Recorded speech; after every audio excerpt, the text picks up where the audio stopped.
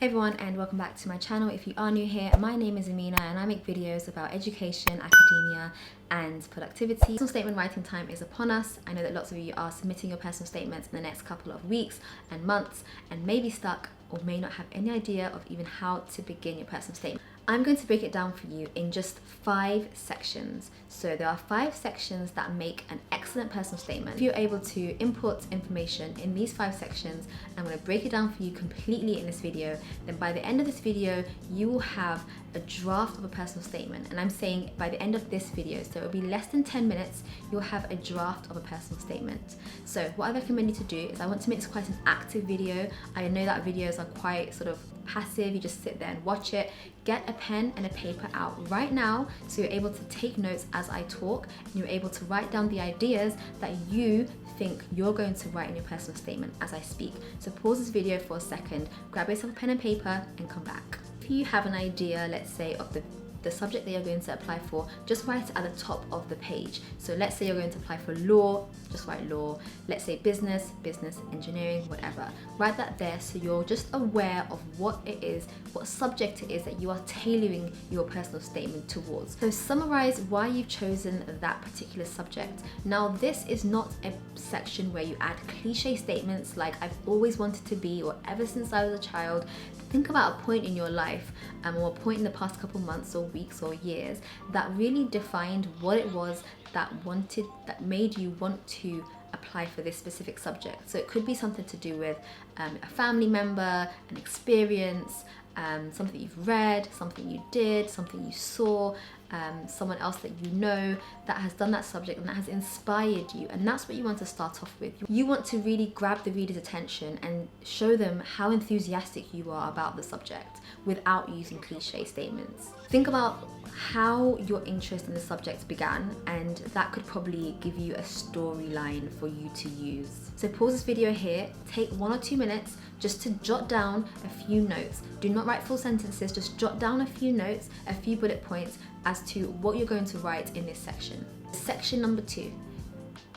Show your suitability for the course by demonstrating your interest in the chosen subject. So what have you done in order to learn more and find out more about that specific subject? So here you want to add something about work experience, any experience that you've done, any reading that you've done. I know that this has been quite a tough time for getting work experience.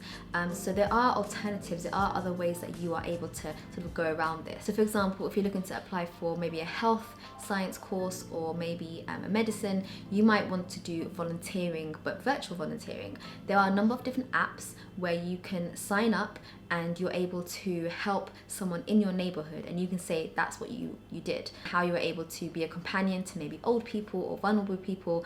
You maybe got the shopping for them or something like that. I actually found, when I was looking for this, an amazing resource from the University of Hertfordshire. I'll leave the link for it down below. They gave a list of how to gain experience during lockdown and from a range of different fields. So for example, if you're applying for something to do with business, have you read a book written by a CEO and did that inspire you? Did you read an article? Did you maybe phone or have maybe an interview or email conversation with someone who set up their own business? Did you attend a virtual event? If you're in the creatives, did you visit a museum online? There are so many virtual museum visits. For example, the British Museum, now they're open, but you are able to visit them virtually. Many museums around the world, in fact, and they give you a list of them here, and I think it's super, super cool. If you're in the educational field, have you maybe taught a sibling? Or have you run an online course? I mean, this resource is really amazing. I'm looking at it right now, and it really, I think, even outside of lockdown, it's really inspiring to see the options that there are for people that are interested in getting experience. You have to be very specific. So if you do any of those things that I've just mentioned on the list, you want to be very specific about how that inspired you or how that has led you to understanding and wanting to study that subject even more. So it's not good enough to just say I visited the British Museum virtually and that's why I love history. What is it about that visit that inspired you? What parts of the museum inspired you? What specific thing is it that you saw that you thought, wow, that's really cool, I'd love to study that? You have to be very specific. It's not enough to just say this is what you did. It's important in this section, more than any other section, to be extremely specific when describing why you fit the role and what interests you. So again, take a moment, have a little think, come back in 2 minutes. Just pause this video, come back in 2 minutes. What things have you done that you can add to your personal statement? Don't worry about whether you're going to include it or not if you have lots of things. Just write down everything that you think you can include that is related and is applicable to the subject that you are going to be studying. If you don't have anything in this box, then that is a good sign that you need to get something. Number 3, so now you need to show that you have the relevant academics for the course. They do not need to know that you got an A in English and you got a B in this and you got a C in that. That's not necessary because that's on your application form. They don't need the repeated information. In this section, you need to describe the different parts of what you know so far that is applicable to your course. For example, you're applying to biochemistry, it's a research heavy degree. You might want to pick out and mention the research skills that you learnt during your A-level. So you might have learnt about what a PCR is and what a Western blot is, and those things will really help you during your degree. So pick those different parts out and try to relate them to your degree that you're going to be applying to. You also want to think about your approach to learning. So what learning styles do you think will help you with your degree? So if your degree is research heavy, have you done any research so far during your A-levels? Have you taken lots of notes before? Are you good with teamwork? Are you good with collaboration? Have you presented work before? Again, all of these are academic skills. It's not just the subject specific things, it's also the skills in general that will help you with your academic journey. Take a second again, just jot down any first thoughts that come into your mind.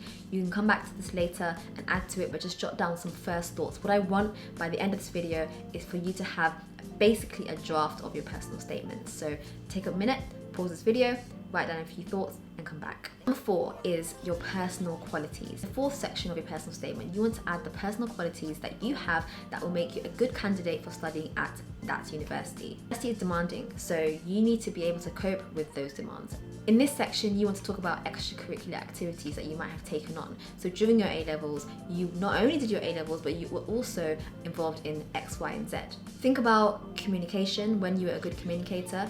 And again, this could be based on either what you've been doing in school or maybe some experience that you've got from elsewhere. Think about time management, think about how you motivate yourself. For example, something like law or medicine, you need to be a very good communicator, written communicator and oral communicator. So where have you shown that before? And how can you show that you are able to transfer what you know into your degree? So this is more to do with your personal qualities than anything else. Don't just state what skill you have. Don't just say, I'm a good team player, I'm a good communicator. Okay, but how have you learnt from that? Maybe what barriers and what limitations happened and what problems occurred and you learnt from those things and now you're a better communicator. A tutor would much rather you mention 2 or 3 things in depth than mentioned a list of 10 qualities and not really explain how you actually approached those qualities and how you actually tailored them into your characteristic. So again, I'm going to give you a couple minutes, pause this video, write down a few. I'm going to give you a number just to be a bit more helpful. Write down 3 qualities that you have that you think will be applicable to your degree that you're going to be applying for, that you can actually describe in a bit more detail. So I'm going to give you an example to just start you off: communication, teamwork, leadership, self-motivation, or time management, something along those lines. Number 5, last but definitely not least, you want a few statements to kind of close your personal statement. So think of it as a story. You're starting off by saying what it is that drove you to the passion of your subject. What experience did you gain to feed that passion? You want to mention what academically you have to support your passion, and then you want to describe yourself and your characteristics, and lastly you want a closing statement. So you really want the person to be able to understand who you are as a person and whilst they read through this personal statement. So finally, closing thoughts, it could be either maybe 2 sentences or 3 sentences about your future career, your aspirations. So after this degree, what it is that you want to do.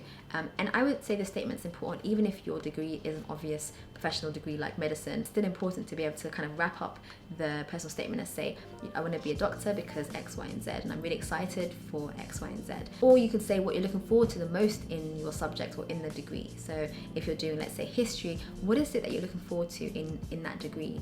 And mention that. And to get an idea, look at the university website and look at what their modules are and pick out what looks the most interesting to you and mention that as something that you're looking forward to. Don't repeat things that are already in your personal statement. You have such a limited number of words. I'm going to give you a minute or so just for this purpose, so you have a kind of a finished draft.